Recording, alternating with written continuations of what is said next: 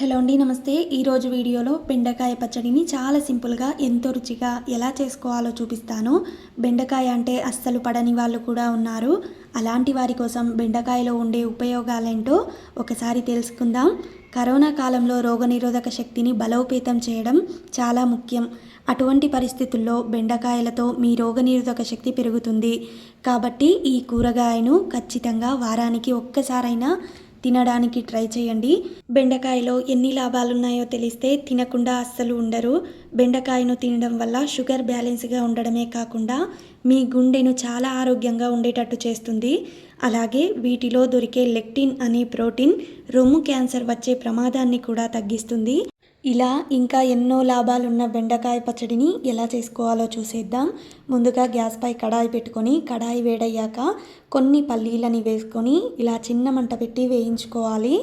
పల్లీలను సగం వేయించుకున్న తర్వాత దీంట్లోకి 1 టీ స్పూన్ శనగబ్యాళ్ళు, అలాగే 1 టీ స్పూన్ మినప్పప్పు కూడా వేసుకొని చిన్న మంట పైనే వీటిని కూడా వేయించుకోవాలి. అలాగే వీడియో చూస్తూనే వీడియోకి ఒక చిన్న లైక్ ఇవ్వండి. మీరు లైక్ చేయడం వల్లే నా వీడియో ఇంకా చాలా మందికి అయితే వెళ్తుంది. చూడండి, ఇదంతా దోరగా వేయించిన తర్వాత ఇది కొంచెం చల్లారేంత వరకు పక్కన పెట్టుకోవాలి. ఇదే కడాయిలోకి కొంచెం ఆయిల్ వేసుకొని ఆయిల్ వేడైన తర్వాత మీడియం సైజువి 2 ఉల్లిగడ్డలు తీసుకొని ఇలా పెద్ద పెద్ద ముక్కలుగా కట్ చేసుకొని వేసుకోవాలి. ఆ తర్వాత పచ్చడికి సరిపోయేంత పచ్చిమిరపకాయలు కూడా వేసుకోవాలి. వేసుకొని ఇలా ఈ కలర్ వచ్చేంత దాకా వేయించుకోవాలి.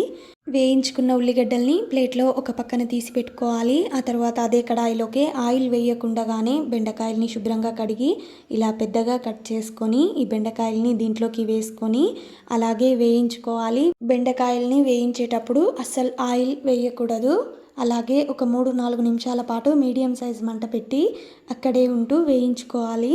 బెండకాయల్ని ఈ రకంగా వేయించుకున్న తర్వాత చిన్న నిమ్మకాయ ఏ సైజు ఉంటుందో ఆ సైజు చింతపండు తీసుకోవాలి. నీళ్ళల్లో నానబెట్టుకొని ఆ చింతపండు రసాన్ని నేను దీంట్లోకైతే వేసేసుకుంటున్నాను. వేసుకొని చిన్న మంట పెట్టి మనం వేసుకున్న చింతపండు రసం మొత్తం ఇంకిపోయేదాకా మధ్య మధ్యలో కలుపుకుంటూ మాడకుండగా వేయించుకోవాలి. ఆ తర్వాత పచ్చడికి సరిపోయేంత ఉప్పును కూడా నేను ఇప్పుడే వేసేస్తున్నాను. ఆ తర్వాత కొంచెం కరివేపాకు కూడా వేసుకుంటున్నాను.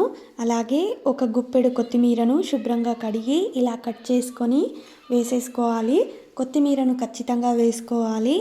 వేసుకొని ఇదంతా దగ్గర పడేంత దాకా మధ్య మధ్యలో కలుపుకుంటూ చిన్న మంట పైనే వేయించుకోవాలి.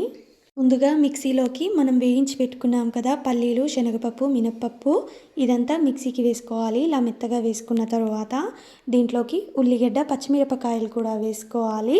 వేసుకొని ఇదంతా కచ్చా పచ్చగా మిక్సీకి వేసుకోవాలి. చూడండి, ఇలా వేసిన తర్వాత దీంట్లోకి బెండకాయ ముక్కలు కూడా వేసేసుకోవాలి. వేసుకొని మరీ మెత్తగా కాకుండా ఈ పచ్చడిని కచ్చా పచ్చాగానే మిక్సీకి వేసుకోవాలి. చూడండి, ఎంతో ఆరోగ్యాన్నిచ్చే పచ్చడి అయితే రెడీ అయిపోయింది. నేను దీన్ని తాలింపు కూడా పెట్టడం లేదు. మీరు కావాలి అంటే పెట్టుకోవచ్చు. ఈ పచ్చడిని ఎలా తిన్నా చాలా రుచిగా ఉంటుంది. మరి వీడియోలో చూపించినట్టుగానే ఒక్కసారి ట్రై చేయండి.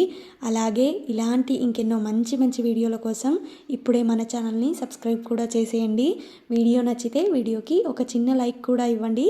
బెండకాయ తినడం మాత్రం అస్సలు మర్చిపోకండి.